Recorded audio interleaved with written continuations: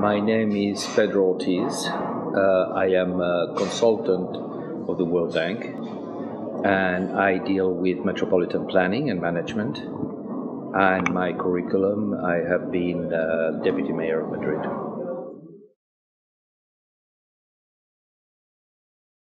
Well, what brought me to the forum was the invitation of the World Bank, but with a purpose, was not to talk just about transport, but to talk about the relationship with between transport and land use, which is really the way to address the issues of the growth, the incredible growth that the metropolis in Africa are experiencing.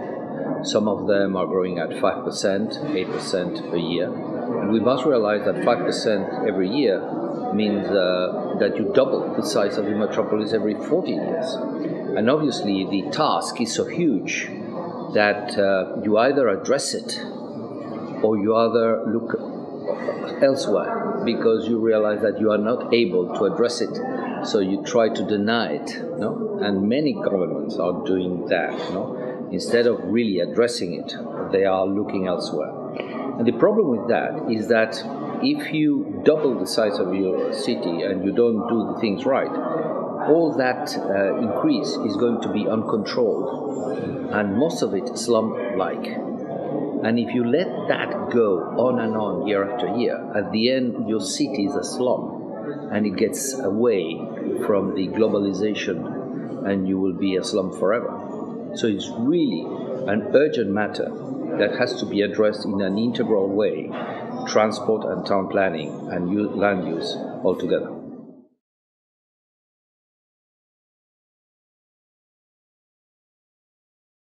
Well, the phenomena is immense. In the next 20 years, 2,000 million, 2 billion people are going to go from rural to urban. That means a rate of 300,000 every day. A rate of 300,000 every day means that we have to build a city of 300,000 every day, or a metropolis of 2 million every week. So the way to deal with it is mainly intelligence. You don't need money, because if you don't have the money, you are going, sooner or later you will get the money. But what you have is to put things in place. So when you will have the money, you will be able to put the infrastructures in the right place. If you don't, it's a mess. It grows as slums. And then to upgrade a slum, the cost of it is 3 times the cost of doing it right. So if you don't have the money, you will need 3 times more money to revert something that you did wrong. So that will take you backwards, and you will not be able to compete, and you will not be able to really be an important and to integrate the world economy. So it's really, and that is going to go on for 20 years. Now, 50% of the population of the world is urban, 50 rural, but developed countries, 75 or 80% of the population is urban. So many countries are going to go from 50 to 75, from 50 to 80 in 20 years, in 30 years. And afterwards, it will stabilize. But if you do it wrong during those next 20 years, 30 years, there will be no way back.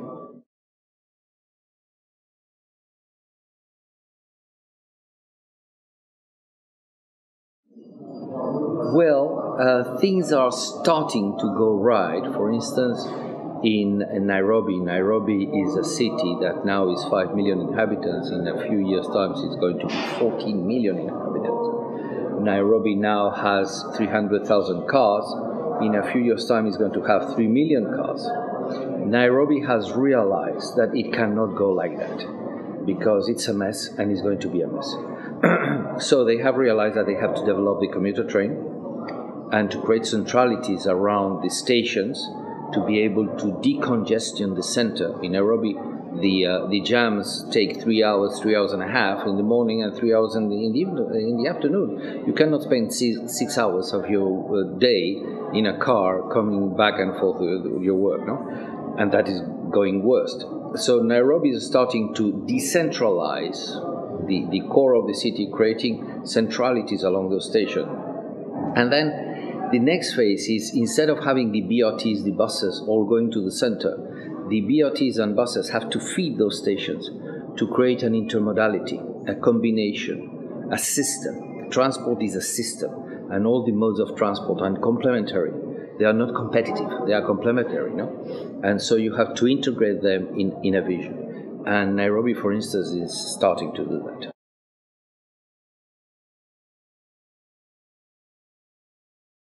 Well, Kigali is still a small city. It's just 1 million inhabitants.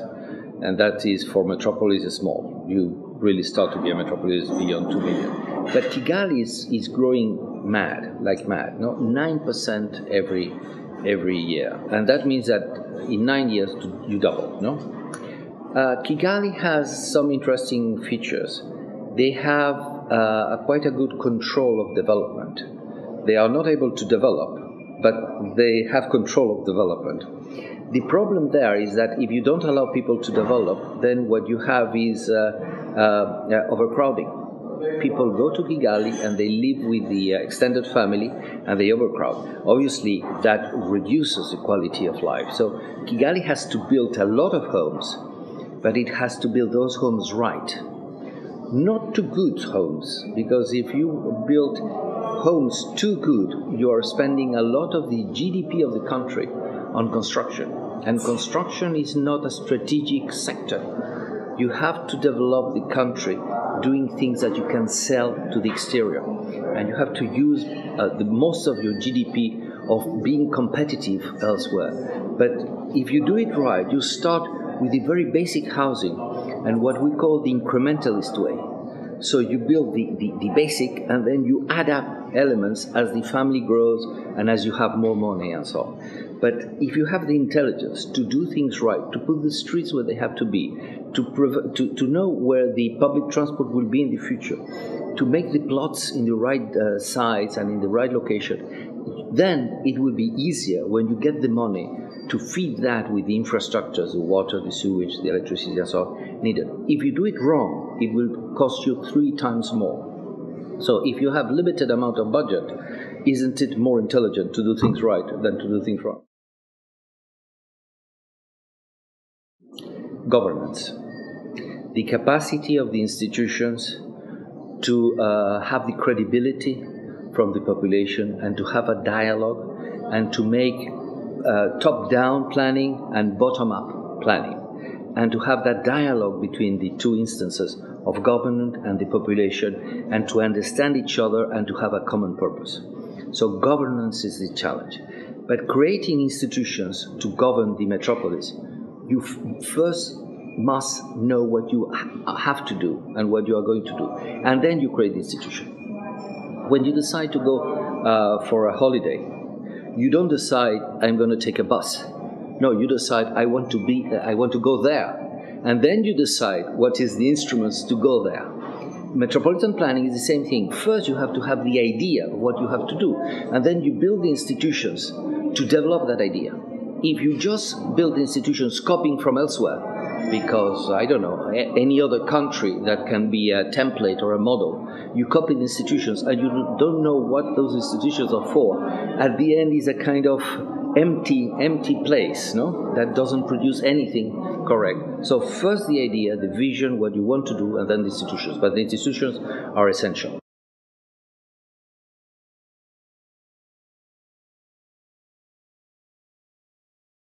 Absolutely.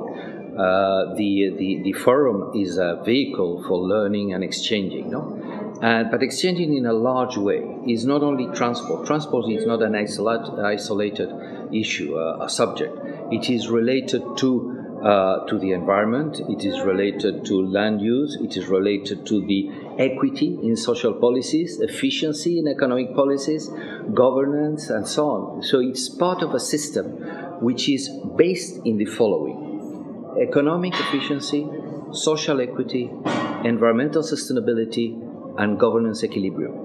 Once you have those 4 balls together, linked together, and in equilibrium, then you got it right.